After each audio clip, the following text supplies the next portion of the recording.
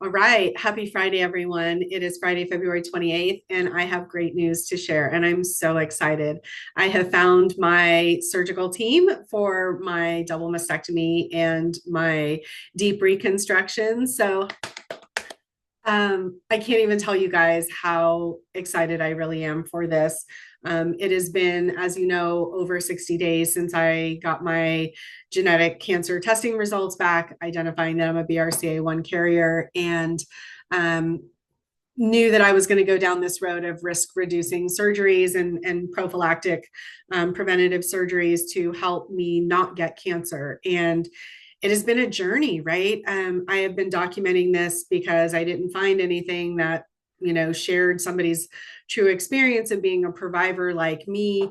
And it's been a lot. It has been a lot. So to be here today feels awesome. Like awesome. I feel such a huge sense of relief. And I'm actually now excited about this. Although, I mean, let's be real, talk to me about 2 weeks out from surgery and I'll probably be a fucking mess. But for now, today, I am, I am really excited and I'm just really relieved. And she was amazing. I had met with two other breast surgeons previously and they were great.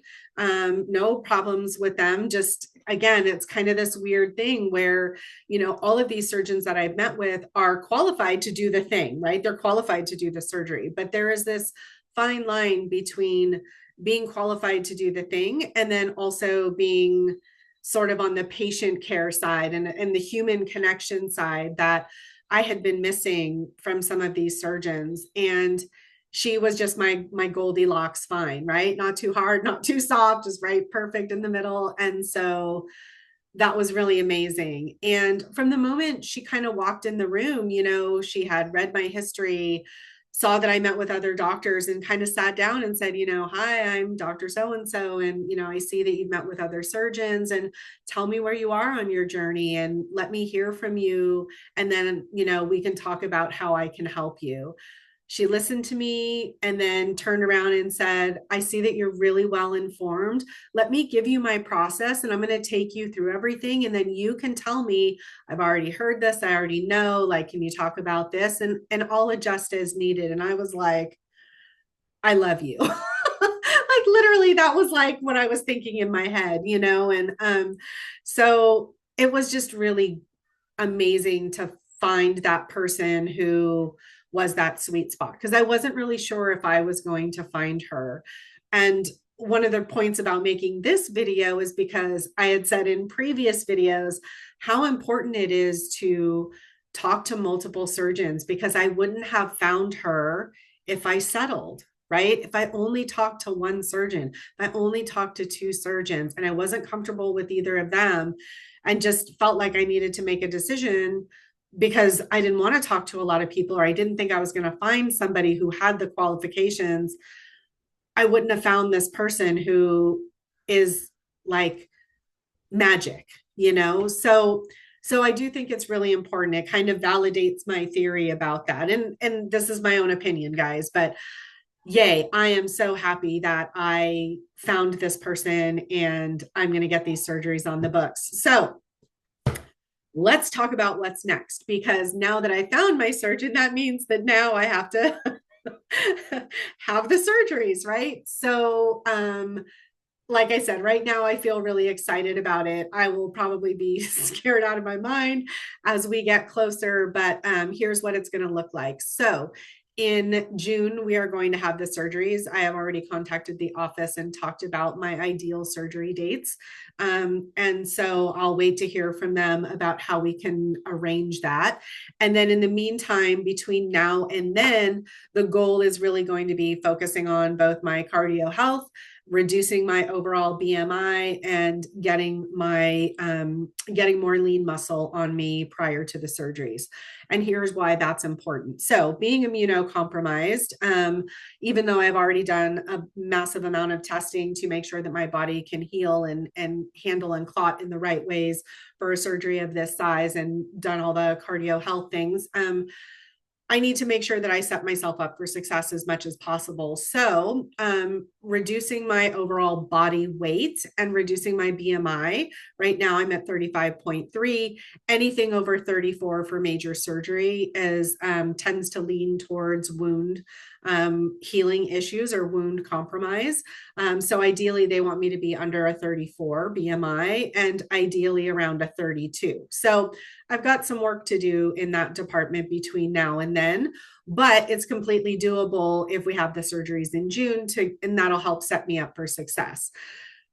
That being said, what does that mean in terms of what I'm actually going to be doing between now and then? That will mean controlling my diet in a much better way and really working on my overall cardio fitness and building lean muscle so that I am in a better shape to handle those surgeries. So that'll be the focus. And then in May, so there's two other things that have to be done. One is I need to get a breast MRI. I was scheduled to do that this last week, but if you can't tell, I have a cold right now. And they took that off the books because I need to do it with contrast, which has gadolinium. I have an iodine allergy, so I need to pre-medicate. And they were like, yeah, no, if you have a cold, we're not doing that. You need to wait until you're better. And then we'll go through that process. So somewhere within the next 3 weeks, I'll have this breast MRI. Provided that the MRI comes back and it's clean, then we'll move forward with the surgeries. Should the breast MRI come back and there's any sort of odd tissue or things that we need to take a deeper look at, then we'll cross that bridge and then that'll kind of dictate what the future looks like. So second to that is then if I pass all of that and those hurdles are clear, then we get the surgery on the books. They get all the clearance they need because it is a combined reconstructive surgery, two different surgeons. And then around May, beginning of May, I will start going through pre-op. And pre-op will be a couple of different things, right? It'll be going over kind of what we're doing, how do we think we're going to get to the size, going over like any compression garments or anything that I'll need afterwards, talking about aftercare, all of those sorts of things. So given that it's almost the 1st of March, that gives me 3 months to really take care of myself and get healthy for these surgeries. Again, it's going to be a pretty long surgery, so I want to set myself up for success the best way that I can. And we'll see how that goes, right? Fingers crossed, I'll be keeping you guys updated along the way, but hopefully I lose, ideally if I could lose 10 to 15 pounds, 15 is probably a lot, but if I could lose 10 pounds within that time, that would be really ideal in order to really help get me in the right zone, if you will. So, I don't know what else to say except for that I'm really super grateful for everything. And I'm so glad that this worked out. I'm so glad I listened to my gut and just kept searching for that person. I'm glad that it was only, 3 surgeons and not 10, but I think it's worth it to still make sure that you're getting the right person and that you trust your team, because I trust them. They are rearranging my body. And that is really super important to me, that I feel like I'm safe with them and what's about to go down. So super, super excited, you guys. Relieved and ready to be on the other side of this. So thank you as always for listening. You like these videos, God, I hate saying this, it sounds so dumb, but it is worth it to get this message out to other people like me, like you, who are going through this process. So like, comment, subscribe, have a beautiful weekend. Go enjoy this sunshine if you're in California, and I'll see you soon. Bye.